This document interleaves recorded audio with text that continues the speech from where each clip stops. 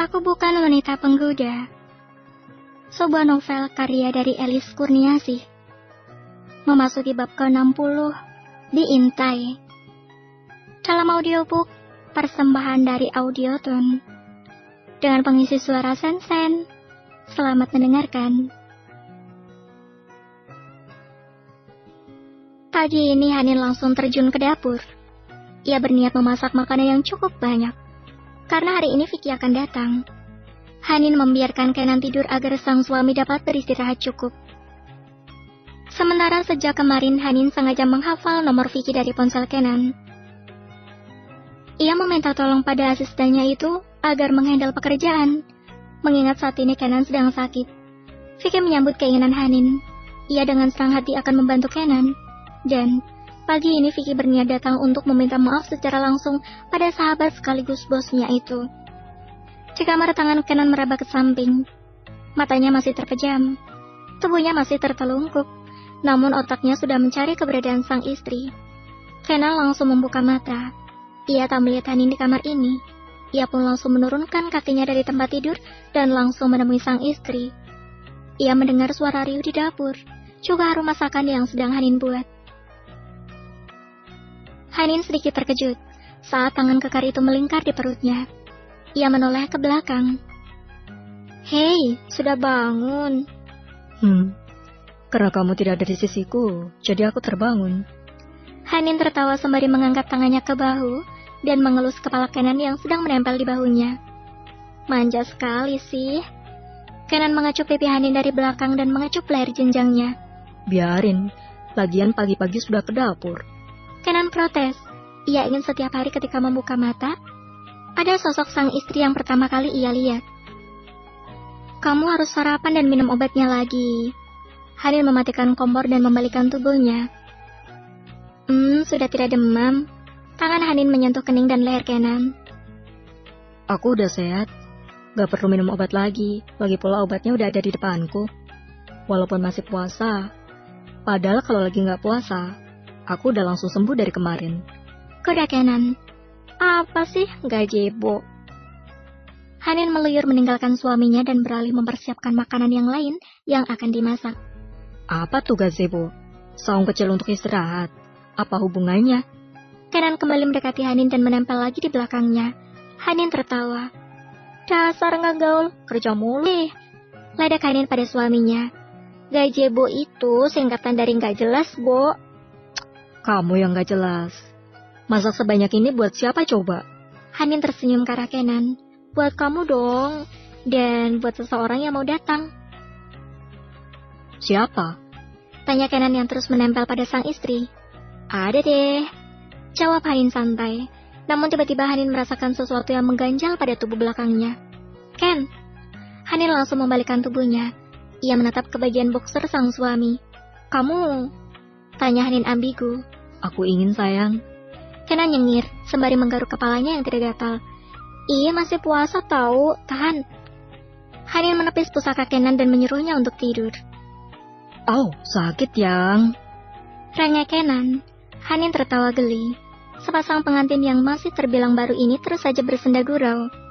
Mereka belum menyadari bahwa ada orang yang ingin memisahkan mereka dan tengah mencari kelemahan Kenan. Bel apartemen Kenan berbunyi. Ada tamu? Ucap Hanin. Siapa datang pagi-pagi begini? Teman-temanmu? Tanya Kenan. Coba lihat Ki. Pinta Hanin pada suaminya. Padahal Hanin tahu siapa tamu itu. Kemudian Kenan melangkahkan kakinya menuju pintu. Ia menekan gagang pintu itu dan membukanya. Ken. Panggil Vicky yang langsung masuk ke dalam apartemen, walau Kenan belum mempersilahkannya. Ngapain lo kesini? Tanya Kenan ketus. Diundang Hanin sarapan. Jawab Vicky sembari menampilkan jajaran giginya. Gak punya duit buat sarapan sendiri. Gue belum pecat udah miskin aja lo. Kenan kembali menjadi macan tutul. Gue kangen banget Kenan yang galak. Siska kangen dimarahin lo katanya. Gak ada lo di kantor katanya sepi. Siapa yang kangen? Tanya Hanin yang tiba-tiba keluar dari dapur. Hanin, apa kabar? Vicky menyapa istri Kenan dan mengulurkan tangan untuk berjabat tangan pada Hanin. Namun Kenan segera menepis tangan itu. Gak usah pakai salaman. Ya elah Ken, posesif banget loh. Cukup adek gue yang jadi korban kebrengsekan lo. Kata Kenan lagi. Maaf Ken, gue gak brengsek. Justru gue jadi brengsek itu karena adik lo. Vicky masih berkelit. Udah jangan berantem. Mending kita sarapan dulu yuk. Hanin menggiring suami dan asistennya menuju meja makan. Vicky dan Kenan pun mengikuti dan duduk berhadapan. Ken, di lobi ada orang yang mantau gerak-gerik lo. Ucap Vicky yang merasa dibuntuti sejak sampai di lobi apartemen ini. Ya, suruhannya Didi James.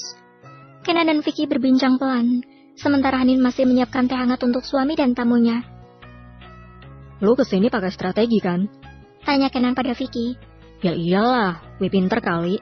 Makanya dari dulu lo gak bisa mencat gue. Cih, pede banget lo. Vicky tertawa. Sejak sampai di lobi, hingga berada di lift, Vicky merasa ada pria yang membuntutinya dari belakang. Kemudian ia menaiki lift dan menekan lantai 20. Lalu sesampainya di lantai 20, ia kembali mengintip di balik tembok. Ternyata benar, pria itu masih mengejarnya. Kemudian Vicky turun menggunakan tangga darurat.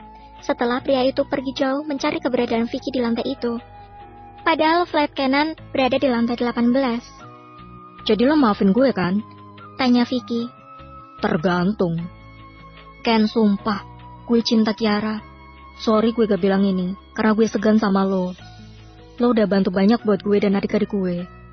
Bahkan kuliah Feli di Aussie juga awalnya karena bantuan lo. Hingga sekarang dia lulus dan kerja di sana. Gue gak akan lupa sama jasa-jasa lo, Ken. Pada saat itu Kenan membantu biaya awal semester Feli hingga tingkat 3. Karena pada saat itu, Vicky juga membiayai adik laki-lakinya yang baru masuk militer. Vicky memiliki adik kembar, Feli dan Fedi. Hanin mendengar perkataan Vicky, karena ia sedang berjalan menuju kedua pria yang tengah berseteru itu dan hendak memberi mereka minum. Hanin semakin simpatik dengan kebaikan sang suami. Ia pun tersenyum. Ayo diminum dulu.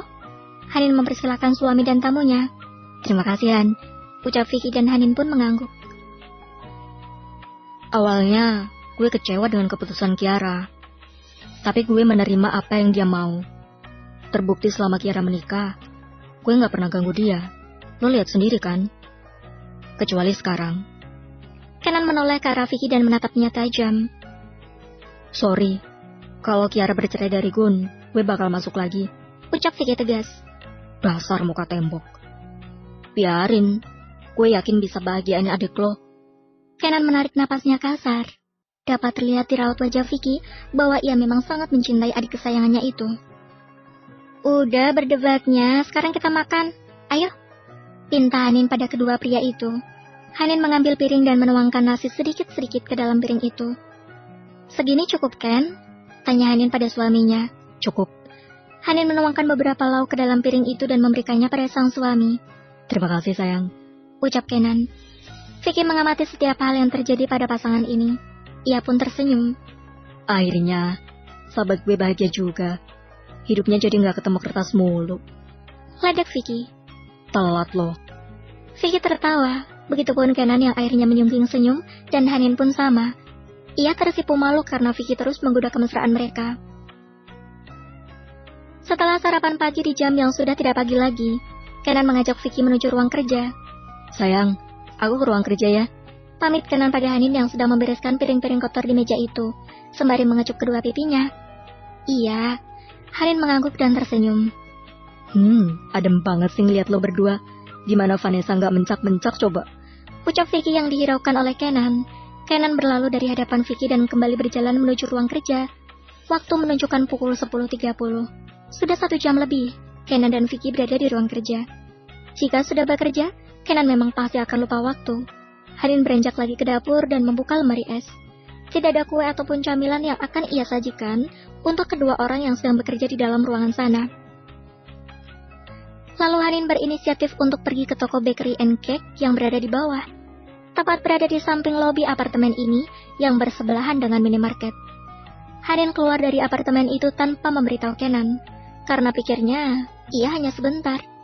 Hanin tidak tahu bahwa keberadaannya tengah diintai seseorang. Sekali Hanin menginjakkan kakinya ke lobi, maka akan ada orang yang membuntutinya hingga menemukan tempat tinggal mereka. Bersambung. Terima kasih sudah mendengarkan.